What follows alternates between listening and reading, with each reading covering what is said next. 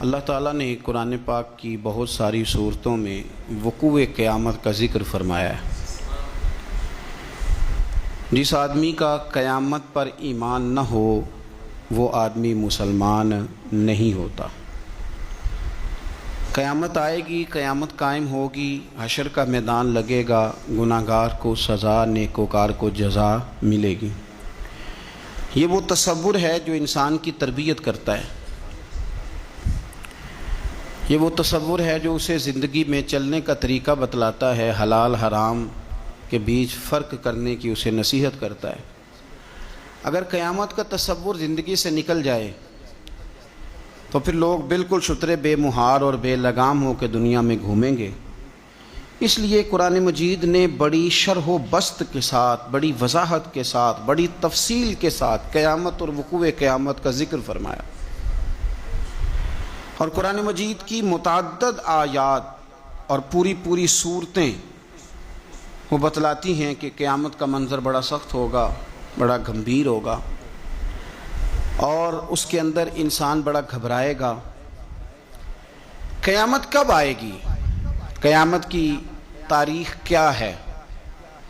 اللہ اور اس کے رسول صلی اللہ تعالیٰ علیہ وسلم نے ہمیں دن بھی بتلایا ہے، تاریخ بھی بتلائی ہے، پر وہ آئے گی کب اس وقت کا تعین نہیں فرمایا، سن نہیں بتائی بس۔ اب بہت سارے بیوقوف دنیا میں پائے جاتے ہیں، اور ہمیں زیادہ تکلیف ہوتی بھی اسی بات کی ہے کہ لوگ امت کے اتحاد کے اندر بہت بڑا رخنہ ڈالتے ہیں ہر اس موقع پر کہ جس موقع پر اتحاد کی بات کی جا سکتی ہے، لوگ انتشار کی بات کرتے ہیں۔ یہاں بھی اس موقع پر بھی لوگوں نے یہ لکھا ہے کہ اگر حضور کو پتہ ہوتا کہ قیامت کب آئے گی تو حضور بتا نہ دیتے۔ اندازہ کریں۔ پھر لوگ کہتے ہیں جی آپ اس آدمی سے بغل گیر ہوں، اس بندے سے آپ پیار بڑھائیں۔ میرے تو جو ابا جی کو ان پڑھ کہے میں تو اس سے پیار نہیں کرتا تو جو مدینے والے رسول کے علم پر اعتراض کرے۔ ہاں یہ یاد رکھیں، ہزاروں قومیں وجود میں آئیں دہر میں خشک و تر کے رشتے سے، پر ہم نے بنیاد دوستی رکھی یاد خیر البشر کے رشتے سے۔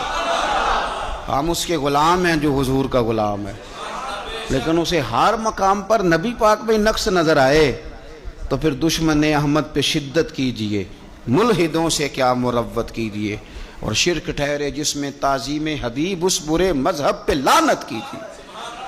یہاں بھی لوگ دیکھیں کہ بات کیا چل رہی ہے قیامت کی، اور آپ کیا تفسیر بیان کر رہے ہیں کہ حضور کو پتہ ہی نہیں تھا۔ یہ انداز آپ نے اختیار کیا ہے۔ قیامت کی علامتیں نبی پاک نے ہمیں بتا دیں، فرمایا کہ جب یہ معاملہ ہو جائے تو سمجھ لو پھر قیامت آنے لگی، سمجھ لو پھر قیامت۔ دیکھیں نا، لوگ کہتے ہیں جی جب آپ کا جسم ٹوٹنے لگے، جب آپ کی طبیعت میں کمزوری آنے لگے، جب آپ محسوس کریں کہ میں ان بیلنس ہو رہا ہوں تو چیک اپ کرا لیں، شوگر تو نہیں ہو گئی۔ یہ اس کی علامتیں۔ جب آپ کے جسم میں تپش بڑھ گئی، آپ کے معدے کا نظام ڈسٹرب ہو گیا، آپ کے ہاتھ پیر جلنے لگے، تو اب آپ نہ ٹیسٹ کرائیں کہ آپ کو ہیپاٹائٹس تو نہیں ہو گیا۔ تو کسی بھی چیز کے آنے سے پہلے اس کی کچھ علامتیں ہوتی ہیں۔ تو ہمارے رسول پاک علیہ السلام نے ہمیں کچھ نشانیاں بتا دی قیامت کی، فرمایا ان نشانیوں پر غور کرو، جب یہ چیزیں آئیں پھر تمہیں نے انتظار کرنا ہے، پھر قیامت آئے گی، پھر تارے جھڑیں گے، چاند ٹوٹے گا، زلزلہ آئے گا۔ قرآن مجید نے کہا سورہ ابراہیم کے اندر کہ یوم تبدل الارض غیر الارض، فرمایا جس دن یہ زمین کسی اور زمین سے بدل دی جائے گی۔ یہ جو تمہارے پاس زمین ہے یہ زمین نہیں رہے گی، والسماوات، اور آسمان بھی بدل دیے جائیں گے۔ اس کو آسان نہ سمجھیں۔ آپ زمین پہ پیر رکھیں اور آپ کو شاید شیشہ ہی لگا ہو، اگر آپ کو اندازہ ہو نا کہ یہ پانی ہے تو آپ کا پیر جمتا نہیں، آپ گھبرا جاتے ہیں کہ یہ وہ والی زمین نہیں جس پر میں چلنے کا عادی ہوں۔ یہ کوئی آسان بات نہیں۔ آپ اپنا ملک چھوڑ کے کسی اور ملک جائیں تو آپ بڑے پریشان ہوتے ہیں، کہتے ہیں میں پردیسی ہوں، اور شالا پردیسی کوئی بھی نہ تھی وے ککھ جنا تو پارے تاڑی مار اڑانا باہو اسی تے اگے ہی اڈن ہارے۔ بڑا مشکل مرحلہ ہے پردیس، حالانکہ زمین وہی ہے، لیکن آپ کی مٹی بدل گئی تو آپ پریشان ہو گئے۔ تو رب فرماتے اس دن کا بھی خیال کر جس دن میں زمین ہی بدل دوں گا۔ تو زمین پہ پیر رکھے گا پر یہ وہ والی زمین نہیں ہوگی. والسماوات اور آسمان بھی بدل دوں گا. وبرزوا للہ الواحد القہار. اور فرمایا سب لوگ اس دن اس اللہ کے سامنے کھڑے کیے جائیں گے جو وحدہ لا شریک بھی ہے اور سب پر غلبہ رکھنے والا بھی ہے. اس دن سب اس کے سامنے کھڑے ہوں گے. میرے نبی کریم صلی اللہ تعالی علیہ وسلم، نبی پاک علیہ السلام نے دو قسم کی نشانیاں بیان کی. ایک علامات کبریٰ ہیں، بڑی بڑی نشانیاں، جیسے دجال آئے گا، یاجوج ماجوج نکلیں گے، حضرت عیسیٰ علیہ السلام آئیں گے، امام مہدی علیہ السلام تشریف لائیں گے. تو یہ بڑی بڑی نشانیاں. لیکن اس سے پہلے چھوٹی چھوٹی نشانیاں بھی حضور نے بیان فرمائی. اور فرمایا یہ تو مجموعی طور پر ہوگا نا، ساری دنیا کے لیے دجال آئے گا. یہ تو مجموعی طور پر ہوگا نا کہ ساری دنیا کے لیے امام مہدی آئیں گے، جناب عیسیٰ آئیں گے. یہ تو مجموعی ہے. لیکن تم انفرادی طور پر بھی اپنے دائیں بائیں دیکھو کہ یہ جو چھوٹی نشانیاں یہ تمہارے اندر تو نہیں پیدا ہو گئیں. بخاری مسلم میں حدیث ہے، حضرت سیدنا عمر فاروق رضی اللہ تعالیٰ عنہ حدیث کے راوی ہیں. تو نبی پاک صلی اللہ تعالیٰ علیہ وسلم سے کسی نے پوچھا کہ حضور قیامت کے بارے میں کچھ بتائیں. تو نبی پاک صلی اللہ علیہ وسلم نے فرمایا جب لونڈی اپنے مالک کو جنے، جب ماں اپنا آقا پیدا کرے تو سمجھ لو قیامت آنے والی ہے. پھر قریب آ گئی ہے. ماں جب اپنا آقا پیدا کرے، مانا کیا کہ جب بچے اتنے نافرمان ہو جائیں کہ ماں پہ حکم چلائے، اولاد ماں کو حکم سنائے، حکم اماں زیادہ باتیں نہ کیا کر، اماں تو بھی تھوڑا صبر کر، حوصلہ کر.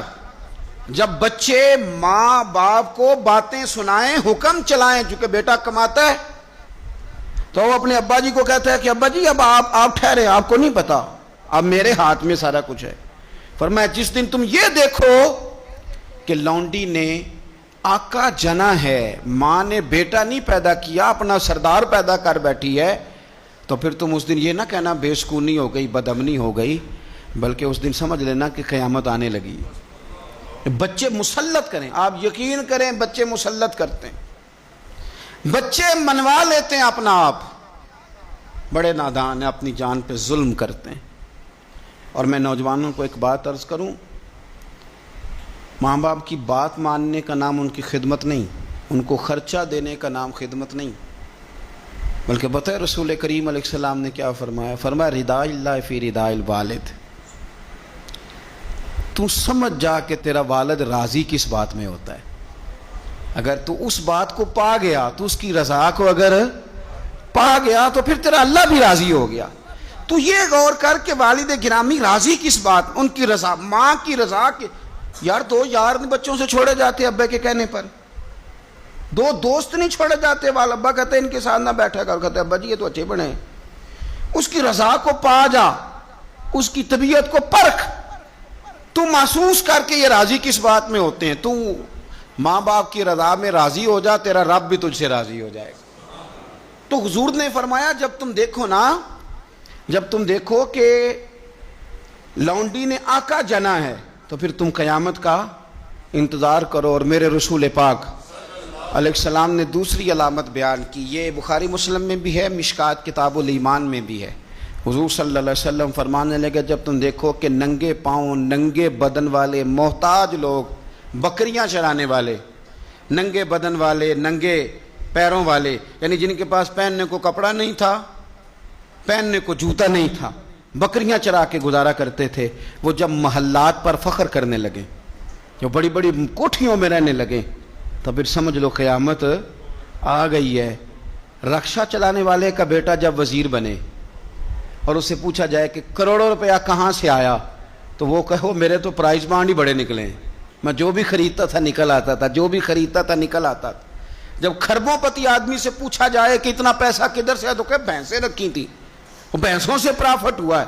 ہم اللہ کے فضل پر معاذ اللہ کسی قسم کا کلام نہیں کرتے، لیکن میرے رسول پاک علیہ السلام نے فرمایا کل تک جس کے پاس جوتا نہیں تھا، پہننے کو کپڑا نہیں تھا، جب وہ محلات پر فخر کرنے لگے اور یہ بتانا اس کے لیے مشکل ہو جائے کہ میری کروڑوں اربوں کی جائیداد کہاں سے آئی، قوم کو لوٹ کر جب لوگ بڑے بڑے محلات پر فخر کریں، تو حضور نے فرمایا پھر یہ نہ سمجھنا ہماری معیشت خراب ہو گئی، یا پھر انتظار کرنا پھر قیامت آئے گی.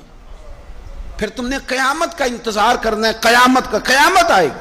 حدیث سنیے نبی کریم صلی اللہ تعالی علیہ وسلم، یہ آپ نے علامتیں محسوس کرنی ہے، یہ بخاری مسلم کی حدیث ہے۔ ایک شخص نے نبی پاک صلی اللہ تعالی علیہ وسلم سے پوچھا کہ یا رسول اللہ صلی اللہ علیہ وسلم مجھے قیامت کے بارے میں کچھ بتائیں۔ حضرت ابو ہریرہ رضی اللہ تعالیٰ عنہ فرماتے ہیں کہ حضور پہلے ہی قیامت کے بارے میں گفتگو کر رہے تھے۔ اس نے پوچھا کہ یا رسول اللہ قیامت آخر آئے گی کب؟ اللہ کے حبیب علیہ السلام نے اس کو بھی بتایا، ایک تیسری علامت بیان کی۔ حضور فرمانے لگے جب امانت کو ضائع کیا جائے تو قیامت آ جائے گی۔ اب ذرا وضاحت دیکھیے میرے نبی کریم کی، جب امانت کو ضائع کیا جائے گا تو قیامت آ جائے گی، قیامت آئے گی۔ تو اس نے فوراً عرض کی حضور امانت کب ضائع کی جائے گی؟ حضور امانت کب ضائع کی جائے گی؟ تو نبی پاک صلی اللہ علیہ وسلم نے فرمایا جب امانت نااہل کے سپرد کر دی جائے، جب کرسی پہ وہ بندہ بٹھا دیا جائے جو اس کا اہل نہیں ہے تو قیامت آئے گی۔ جب کرسی پر نااہل آدمی بیٹھتا ہے، نااہل، تو پھر میرے نبی پاک نے فرمایا پھر قیامت آتی ہے۔ آپ اس کو چھوٹا نہ سمجھیں، ہمیں تو بس اتنا پتہ ہے کہ بندہ میری برادری کا تو میں نے ووٹ دینا ہے، ہمیں تو اتنا پتہ ہے کہ بندہ میری پارٹی کا تو میں نے ووٹ دینا ہے۔ نااہلوں کے سپرد کر دیا سارا کچھ، جنہیں خبر ہی نہیں تھی، اس قابل ہی نہیں تھے۔ حضرت ابو ذر غفاری رضی اللہ تعالیٰ عنہ وہ خوبصورت صحابی ہیں کہ جن کے تقوی کی گواہی حضرت عثمان غنی جیسے لوگ دیا کرتے تھے کہ یہ نیک اور پرہیزگار بندہ ہے۔ اتنے شاندار حضرت ابو ذر غفاری، اتنے بڑے آدمی۔ انہوں نے عرض کیا یا رسول اللہ صلی اللہ علیہ وسلم فلانے صوبے کا گورنر ٹھیک نہیں، تو آپ اس طرح کریں مجھے گورنر بنا دیں اس صوبے کا۔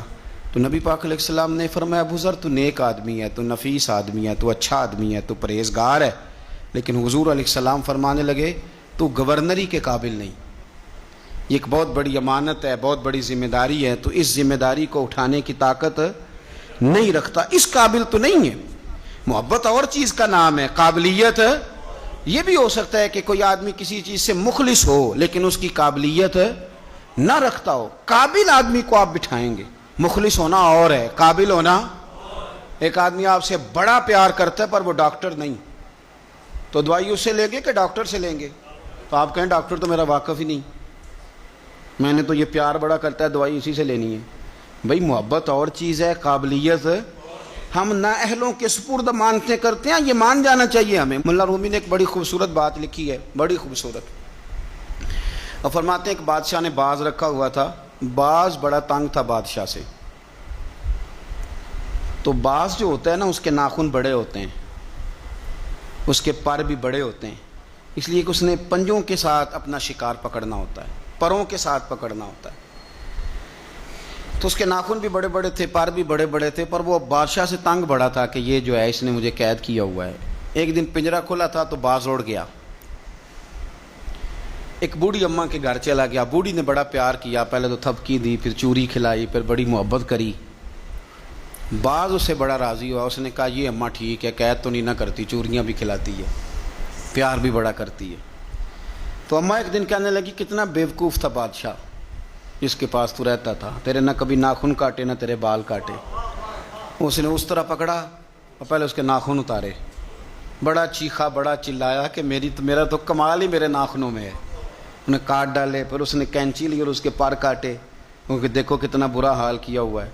اب وہ نہ شکار پکڑنے کے قابل رہا نہ اڑنے کے قابل رہا، حالانکہ اماں نے کیا پیار ہی ہے، لیکن وہ پیار کر سکتی تھی، باز رکھ سکتی، اس کو رکھنے کے لیے کچھ صلاحیتیں، کچھ خوبیاں چاہیے۔ بادشاہ ڈھونڈتے ڈھونڈتے اس کے گھر آگے آ کے دیکھا تو اس کا برا حال ہے، اس کے قریب آیا تو وہ باز رونے لگا، تو کہنے لگا مجھے واپس لے چل، تیری قید ہی مجھے اچھی ہے۔ تو اس نے کہا تو یہاں کیوں پڑا؟ کہنے لگا یہ پیار بڑا کرتی تھی لیکن اسے پیار کرنا آتا ہے پر باز رکھنا نہیں آتا، جو باز رکھنے کا انداز ہے وہ اور ہے، پیار کرنے کا رنگ اور ہے۔ ہمارے ہاں لوگ کہتے ہیں بندہ اچھا بڑا ہے، میں کہتا ہوں اچھا ہونا اور بات ہے اور کسی عہدے کے قابل ہونا اور ہے، اور بات ہے۔ تو جب نااہل کے ذمے کام لگائے جاتے ہیں تو پھر کیا ہوتا ہے؟ پھر قیامت آتی ہے نااہلوں کے ذمے۔ 6 نشانیاں حضور نے اور بیان کی بخاری مسلم میں۔ نبی پاک صلی اللہ تعالیٰ علیہ وسلم نے فرمایا جب علم اٹھا لیا جائے گا اور جہالت کی کثرت ہو جائے گی، اور تیسرا فرمایا جب زنا کاری بہت زیادہ ہونے لگے گی، چوتھے نمبر پہ فرمایا جب شراب عام ہو جائے گی، اور پانچویں نمبر پر فرمایا جب مردوں کی تعداد کم ہو جائے اور عورتوں کی زیادہ ہو جائے، اور چھٹے نمبر پہ فرمایا جب تم دیکھو کہ 50 عورتوں کی سرپرستی کرنے والا ایک مرد ہے، ان کی نگہبانی کرنے والا ایک ہے، ایک مرد ہے 50 عورتیں، جب یہ 6 علامتیں آئیں تو سمجھ لو قیامت آنے والی۔ علم اٹھا لیا جائے گا۔ علم کیسے اٹھتا ہے؟ علماء جب چلے جاتے ہیں اور پیچھے نئے علماء تیار نہیں ہوتے تو پھر علم اٹھ جاتا ہے۔ بہت سارے ضلعوں کے ضلع ایسے ہیں جہاں عالم نہیں ملتا، سکہ آدمی نہیں ملتا، ضلعوں کے ضلع۔ ہمیں شوق ہی نہیں کہ ہمارا بچہ عالم بنے، ہمارا مزاج ہی نہیں، اور علم کی بات ہم سنتے بھی نہیں، نہ ان لوگوں کے قریب بیٹھنا، ان سے کچھ لینا ہمارا مزاج ہوتا ہے جو علم کے معاملے میں رسوخ رکھتے ہیں، ہمارا مزاج نہیں۔ علم اٹھتا جا رہا ہے۔ آپ یقین کریں کہ فتویٰ لینے کے لیے سکہ آدمی نہیں ملتا، اور ہم اپنے بچوں کو اس فیلڈ میں لانے کو تیار نہیں۔ میرے حضور نے فرمایا جب زنا بڑھنے لگے، کیسے کہوں کہ عالمی اعداد و شمار کہتے ہیں پاکستان میں زنا تیزی سے سستا ہوتا جا رہا ہے، زنا کرنا آسان ہو رہا ہے، شرابیں فخر کے طور پر پی جاتی ہیں۔ وہ کہتے ہیں جی یہ چودھریوں کی شادی ہے، وڈیروں کی شادی ہے، اس پہ شراب نہ آئے تو شادی کیسے آگے بڑھے گی؟ یاد رکھیں، ہمارے صوفیاء کہتے ہیں، بزرگ کہتے ہیں کہ شراب پیشاب سے بھی زیادہ پلید چیز کا نام، اس سے بھی زیادہ پلید ہے یہ۔ تو اپنے تصورات کو سمجھیں۔ جب عام ہو جائے یہ کام، عام، جب جہازوں کے اندر، انٹرنیشنل فلائٹس کے اندر شراب عام ملے، جب آپ کے ملک کے اندر 14 کمپنیاں رجسٹرڈ ہوں جن کو اجازت ملی گئی ہو کہ آپ شراب بنا سکتے ہیں، بیچ سکتے ہیں، تو پھر حضور نے فرمایا قیامت کا انتظار کرنا۔ میرے رسول پاک علیہ السلام نے فرمایا، ابو داؤد شریف کی حدیث ہے، حضرت سلمہ بنت حران ایک صحابی ہیں، وہ فرماتی ہیں کہ نبی پاک صلی اللہ تعالیٰ علیہ وسلم نے فرمایا کہ قیامت کے قریب نہ لوگوں کو مسجد کے لیے امام نہیں ملے گا، لوگ ایک دوسرے کو دھکا دیں گے کہ نماز پڑھاؤ نماز پڑھاؤ۔ کہاں ملتے ہیں ائمہ مساجد؟ پہلے تو امام کی تنخواہ اتنی زیادہ ہے کہ کوئی امام لگنے کو تیار ہی نہیں، اور اگر خیر سے کہیں کوئی امام لگ جائے تو پھر یہ کہ اگر 25 نمازی ہیں نا تو 25 کی الگ الگ بولی ہے، الگ الگ رویہ، الگ الگ سوچ ہے۔ امام بیچارے نے 25 کے معیار پہ پورا اترنا ہے، 25 کے معیار پہ، اگر ایک کے معیار پہ بھی پورا نہیں اترا تو وہ کل بھی فارغ ہے اور آج بھی وہ فارغ ہے، چھٹی ہے اس کی۔ 25 بندوں کے معیار پہ آپ نے پورا اترنا ہے۔ ایک کہتا ہے کہ مولوی صاحب صبح فجر کی نماز ہی تو مزیدار ہوتی ہے، تو قرآن شریف زیادہ پڑھا کریں، دل کر رہا ہے سننے کو، کہیں جانا ہے۔ تو دوسرا کہہ رہا ہے حضرت صاحب ڈیوٹی بھی کرنی ہے، مہربانی فرمائیں نماز ذرا چھوٹی پڑھائیں۔ اب اگر اس کی مانے گا تو یہ ناراض ہو جائے گا، اگر اس کی مانے گا تو وہ ناراض ہو جائے گا۔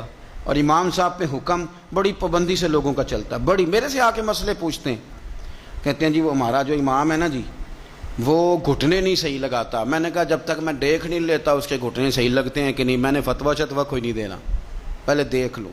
حالت خستہ ہوتی جا رہی، مساجد کے اندر ڈیوٹیاں کرنے والے لوگوں کی تعداد تیزی سے کم، اور میں بڑی معذرت کے ساتھ عرض کروں گا یہ مصلی رسول ہے، یہ مصلی پہ امام کھڑا ہوتا ہے، یہ مصلی ہے۔ اور جب امام یہ دیکھنے لگتا ہے نا کہ مجھے اس کے عوض ملتا کیا ہے، کتنے میں بک سکتا ہے میرا مصلی، تو پھر وہ امامت نہیں کرا سکتا، پھر اس کو چاہیے تھا وہ کاروبار کرتا۔ تیرے لیے اتنی تنخواہ بہت زیادہ ہے کہ تجھے مصطفیٰ کا مصلی نصیب ہو گیا، تیرے لیے یہ چھوٹا اعزاز ہے کہ تو وہاں کھڑا ہے جہاں مدینے والے رسول کھڑے ہوا کرتے تھے، اور تو تلاش کرتا پھرتا ہے کہ کہیں 2000 زیادہ ملے تو ادھر چلا جاؤں۔ تو یہ بھی قباحت ہے جس کی وجہ سے لوگوں کو ائمہ مساجد نصیب نہیں ہوں گے۔ یہ قیامت کی نشانی میرے رسول پاک صلی اللہ تعالی علیہ وسلم، دیکھیں حضور نے بیان فرمایا، قیامت کی نشانی حضور نے بیان۔ نبی پاک صلی اللہ تعالی علیہ وآلہ وسلم نے ارشاد فرمایا، حضرت ابو موسیٰ اشعری رضی اللہ تعالیٰ عنہ راوی ہیں، حدیث مشکات میں بھی ہے، ابو داؤد شریف میں بھی ہے۔ نبی پاک علیہ الصلوۃ والسلام فرمانے لگے قیامت کے قریب اس طرح اندھیری رات میں کوئی چیز گرتی ہے، ٹکڑے برستے ہیں تو پتہ نہیں نہ چلتا اندھیرے کی وجہ سے، اس طرح فرمایا تمہاری چھتوں پہ فتنے برسیں گے، فتنے، اور حضور فرماتے ہیں ان فتنوں کے زمانے میں بندہ صبح مومن ہوگا شام کو کافر ہو جائے گا، اور شام کو کافر ہوگا صبح مومن ہو جائے گا، صبح مومن ہوگا شام کو کافر ہو جائے گا، اس کی کیفیت بدلے گی۔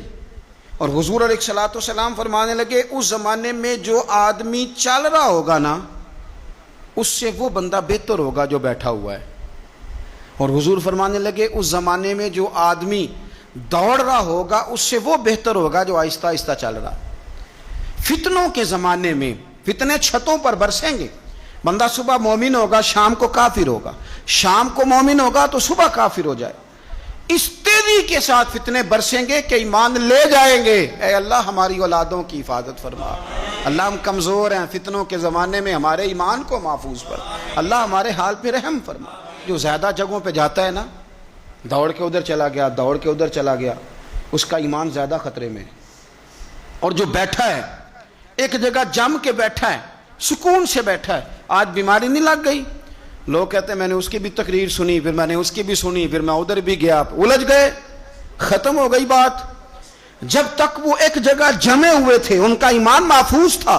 یہ میں نہیں کہہ رہا، یہ مدینے والے رسول نے فرمایا ہے، یہ نبی کریم نے فرمایا ہے۔ اور جب تو ادھر بھی گیا، تو ادھر بھی گیا، تو نے اس کی بھی سنی، میں ناقدین کی بھی سنوں گا، میں اس کی بھی سنوں گا، تنقید کرنے والے کی بھی، ہم نہیں کسی کی بھی سنتے۔ ہمیں ڈاکٹر اقبال، علامہ اقبال نے مشورہ دیا تھا، یہ دور ہی نکتہ چی ہے، کہیں چھپ کے بیٹھ جا، اور جس دل میں تو مکین ہے وہیں چھپ کے بیٹھ جا۔ میں کہا چپ کر، دائیں بائیں جانے کی ضرورت نہیں۔ اور مرشد دے دروازے اتے محکم لائیے چوکاں، محکم کا معنی پکیاں۔ میاں صاحب کہتے ہیں مرشد دے دروازے اتے محکم لائیے چوکاں، ایویں نویں نویں نہ یار بنائیے وانگ کمینے لوکاں۔ یہ تو کبھی ادھر نکل جاتا ہے، کبھی ادھر نکل جاتا ہے، تیرا ٹھکانہ ہی کوئی نہیں۔ تجھے تیرے رسول کریم نے فرمایا ہے اگر بچنا ہے تو کہیں جم کے بیٹھ جا، ہاں اگر بچنا ہے تو کہیں جم کے بیٹھ جا، جم کے بیٹھ جا۔ پھر دیکھ تیرے لیے میاں صاحب کہا کرتے تھے، میاں صاحب فرمایا کرتے تھے در مرشد دا چھوڑی نہ ہی۔ یہ میں کسی پیر کے لیے یا اپنے لیے نہیں پڑھ رہا، یہ آپ سمجھ لیں مرشد کامل کے لیے پڑھ رہا ہوں۔ وہ کہتے تھے در مرشد دا چھوڑی نہ ہی، نہیں تے ہو جاویں گا روگی، تے جیڑی بکری اجڑوں وچھڑی یو بگیاڑاں جوگی۔ جیڑی بڑے بڑے بگیاڑ بیٹھے، بڑے بڑی لمبی چوڑی حدیثیں سنا کے باتیں، بڑے بڑے بگیاڑ، تو کسی کے قابو آ جائے گا، تیرے اندر طاقت نہیں بچنے کی، تو بس کر، یہ دور نکتہ چی ہے، تو کہیں چھپ کے بیٹھ جا، اور جس دل میں تو مکین ہے وہیں چھپ۔ 23 سال ہو گئے تھے بابا فرید الدین گنج شکر کو خواجہ قطب الدین کے پاس رہتے ہوئے۔ تو ایک شخص، یار اس رنگ کو، یہ ایک مزہ ہے، یہ جو ساری دنیا دیکھنے کا چسکا ہے نا، اور ساری یہ خراب کر دے گا۔ 23 سال ہو گئے تو خواجہ قطب الدین صاحب کی خدمت میں کسی نے کو بندہ آیا دلی میں، تو اس نے آ کے بابا فرید سے پوچھا فلانے محلے جانا ہے، تو آپ فرمانے لگے مجھے نہیں پتا۔ تو وہ کہنے لگا آپ بھی نئے آئے ہیں؟ فرمایا نہیں 23 سال ہو گئے۔ تو اس نے کہا پھر آپ کو پتہ ہی نہیں؟ تو فرمانے لگے 2 گلیوں کا پتہ ہے، ایک جو مرشد کے گھر جاتی ہے، دوسری جو واپس آتی ہے۔ مرشد دے دروازے اتے محکم لائیے چوکاں، ایویں نویں نویں نہ یار بنائیے وانگ کمی۔ تو اگر فتنوں سے بچنا ہے تو آپ جم کے شریعت پر، دین پر اچھے طریقے، فتنوں سے بچیں، نئی نئی کہانیاں سننے سے بچیں۔ جو نئے لوگ آ جاتے ہیں نا نیا میک اپ کر کے کہ ہم اصل چیز لے کے آئے، اصل نہ بھائی، اصل وہی تھا جو داتا علی اجویری لے کے آئے تھے، اصل وہی ہے جو معین الملت والدین عطائے رسول خواجہ معین الدین چشتی لے کے آئے، اصل وہی ہے جو حضرت بہاءالحق نقشبند بخاری نے بتایا، اصل وہی ہے جو شیخ شہاب الدین سہروردی نے بتایا، اصل وہی ہے جس کی تبلیغ غوث اعظم جیلانی نے فرمائی، جنہوں نے اپنی محبت کے ساتھ لوگوں کو دین کے اندر لا کر کے لوگوں کی روحوں تک مذہب اتارا۔ تو فتنوں کے زمانہ، یہ قرب قیامت کا زمانہ ہوگا، بھانت بھانت کی بولیاں، نئی نئی کہانیاں، ہمیں کیا لگے ان کہانیوں سے، ہم نے تو یہ بات سمجھ لی ہے، یہ بات ہمارے دل میں بیٹھ گئی ہے کہ بعد از خدا بزرگ توئی قصہ مختصر، اس پر جمے رہیں، اس پر قائم رہیں، اسی پر اللہ کی بارگاہ سے خاتمہ بالخیر مانگیں۔